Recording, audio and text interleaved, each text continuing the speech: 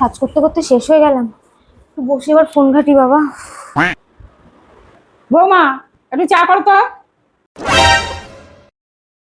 ঠিক আছে মা, আমি করে দিচ্ছি। বাবা, বলতে না বলতেই একেবারে চা করতে চলে গেল। কি করছো বৌমা? এই ডকুমেন্টস গুলো একটু চেক করছি। একটু বেশি বাসনগুলো আছে, একটু মেজে দিয়ে আসো না। আচ্ছা ঠিক আছে। কিছু না বলেই চলে গেল, সব কাজই করে দিচ্ছে।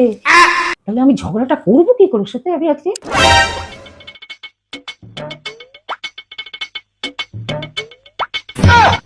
বাবা, আবার বসে সিরিয়াল দেখছে। এইবার তো লেগে যাবে আমার সাথে। বৌমা, সিরিয়াল দেখছো? হ্যাঁ মা, এখন তো আমার সিরিয়াল দেখারই টাইম। যাও না, আমার শাড়িটা একটু আয়রন করে দাও না, কালকে পরে বেরোতে হবে তোমাকে। ঠিক আছে মা, আমি করে দিচ্ছি আয়রন। বাবা, টিভি বন্ধ করেই চলে গেল।